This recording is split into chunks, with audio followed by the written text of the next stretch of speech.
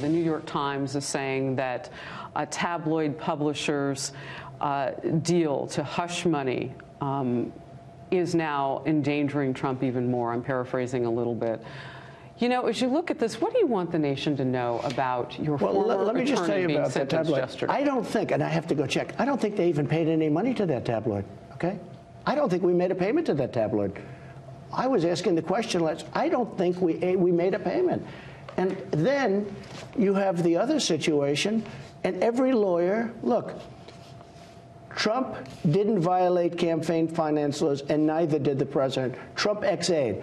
So they're saying that... Wait, I interviewed him on my program the other day. Okay. That's Han von Spakovsky. Yes, Here's he another says one. that. Michael Cohen pled guilty to something that's not even a crime. Wait a minute.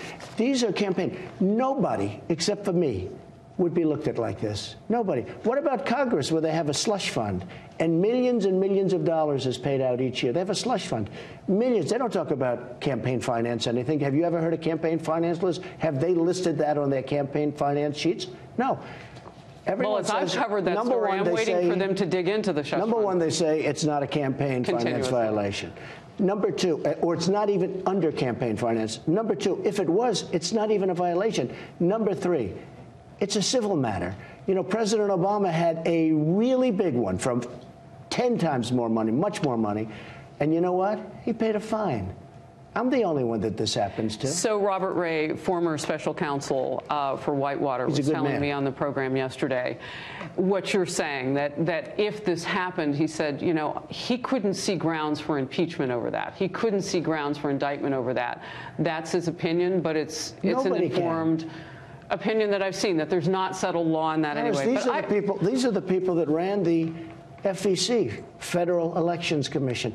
These are people writing stories that Trump did nothing wrong. I did nothing wrong. So, Mr. President, let's get into, if we can, Michael Cohen. He was your attorney. 3 years he was sentenced yesterday, and it may seem like he got a break because it could have been twice as much, but it's still 3 years in federal prison, $500,000 in restitution. This was someone who surreptitiously recorded you. Terrible. Is now known as a criminal liar. Yet this was someone who was in your inner circle. Yeah. Well, it happens. I mean, look, it happens. I hire usually good people, but it just happens. Why did you hire Michael Cohen? He was known as a fixer. I'll tell you what, first of all. That was his title, a fixer. Very low-level work. Why did you need him? He did more public relations than he did law, but he did stuff. You'd see him on television. He was okay on television. But years ago, many years, like 12, 13 years ago, he did me a favor. He was on a committee, and he was so responsive and so good. And I said, he's a nice guy. Wait a minute. That was the favor? Years ago. Because people have been asking, well, what is the favor that he did the president? He was on a committee with you. He was on a committee. It was a condominium committee many years ago. And he was a very big supporter of mine on that committee. I did a great job. Trump World Tower. It's a very tall building right opposite the United Nations. And when you build a building, people always get together at the end and they make a settlement with the owner. They say the ceiling wasn't painted the right color or something, you know, stuff. Sometimes serious stuff, but in my case, it was a great building. And he was on the committee. I thought he was a great guy. I thought he was really a nice guy. He was very supportive. And I liked him. And he was a lawyer.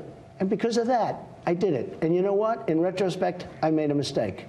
Because what he did was all unrelated to me, except for the 2 campaign finance charges that are not criminal and shouldn't have been on there. They put that on to embarrass me. They put those 2 charges on to embarrass me. They're not criminal charges, number one. Now, that's according, Harris, that's according to the top And I've interviewed people who've told me this. I mean, you watch the program, So you know. what happened is either Cohen or the prosecutors, in order to embarrass me, said, listen, I'm making this deal for reduced time and everything else. Do me a favor, put these 2 charges on. They're not criminal charges. I want to move on. And they weren't for President Obama either. I have one last question. Michael Cohen says that he lied in order to protect you. Yeah. What's your response to that? Let me tell you, I never directed him to do anything wrong. Whatever he did on his own. He's a lawyer. A lawyer who represents a client is supposed to do the right thing. That's why you pay them a lot of money, et cetera, et cetera. He is a lawyer. He represents a client. I never directed him to do anything incorrect or wrong. And he understands that.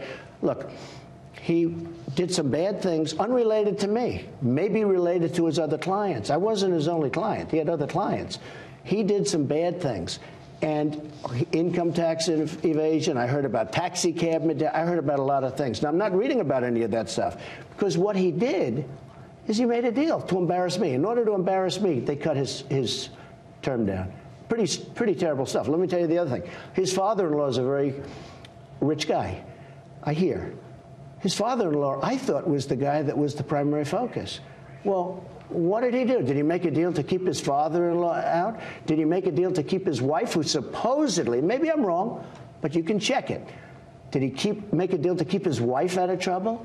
Now, how many people, when they say, listen, if you embarrass the President of the United States, we'll give you a deal. Your father-in-law, your wife, we'll cut you jail. That's all it is. It's a terrible system we have. It's going on right now with General Flynn. The FBI said he didn't lie. I saw your tweet on that about But Mueller said he did lie. So they took a man who's a general and a respected person and a nice man, and I don't even know what he said about me, because, you know, maybe they scared him enough they don't make up a story. But I have a feeling that maybe he didn't. He's a tougher kind of a guy than Cohn.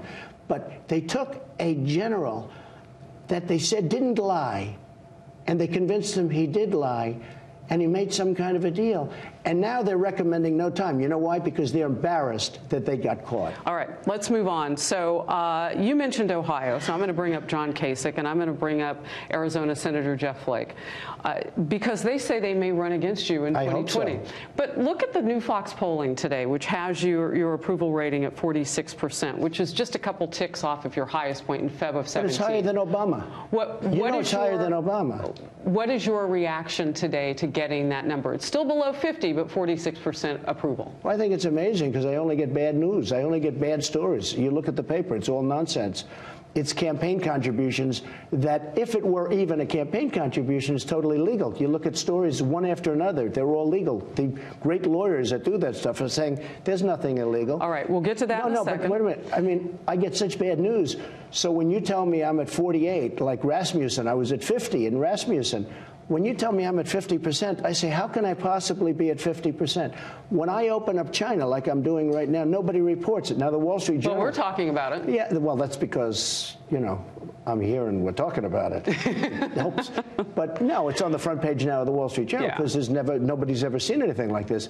But it won't be a big story on NBC or ABC or CBS, and CNN won't even cover it. You know, that's total fake news. What do you say to these men who think they have a shot in 2020, and you're sitting at 46, and it really hasn't moved all that much? And let's be honest, there have been some bumpy trails along the way, and weathering that with this type of approval rating. What do you say to a Kasich? I think I have the greatest base in the history of politics.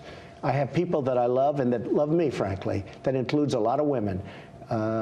I got a tremendous percentage of women last time. Remember, I wasn't going to get women. I wasn't going to. I interviewed some of the women for Trump. Yes. I got women that they're the greatest.